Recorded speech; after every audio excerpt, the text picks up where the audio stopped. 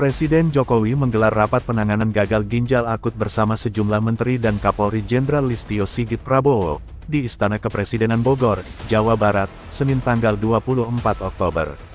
Pada kesempatan itu, Jokowi diketahui telah memerintahkan Kementerian Kesehatan untuk menyetop sementara penggunaan obat diduga tercemar zat yang memicu gagal ginjal.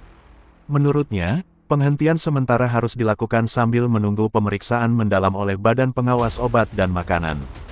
Selain itu, Jokowi juga memerintahkan BPOM segera menarik obat yang terbukti menjadi pemicu gagal ginjal akut. Dia juga memerintahkan agar obat yang terbukti bermasalah diumumkan ke publik.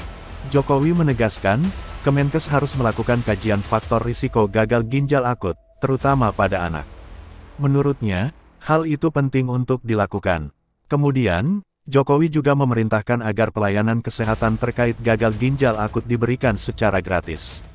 Dia menyebut penanganan harus diberikan dengan baik. Sebelumnya, Menteri Kesehatan Budi Gunadi Sadikin menyatakan pihaknya masih mengkaji apakah kasus gagal ginjal akut yang mencuat belakangan ini perlu mendapatkan label kejadian luar biasa. Pasalnya, tingkat kematian kasus ini telah mencapai lebih dari 50%. Budi menyatakan bahwa kasus ini paling banyak menyerang kelompok umur anak-anak dan balita. Bahkan, menurut dia, balita yang teridentifikasi mengalami masalah tersebut mencapai 70 orang per bulan. Budi Gunadi Sadikin juga sebelumnya menyatakan bahwa terdapat 241 kasus gagal ginjal akut pada anak dengan korban jiwa mencapai 133 orang.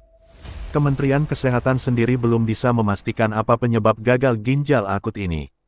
Mereka menyatakan sebanyak 75% anak yang mengalami masalah ini mengonsumsi obat sirup yang memiliki kadar etilen glikol, EG, dan dietilen glikol, DEG melebihi ambang batas aman.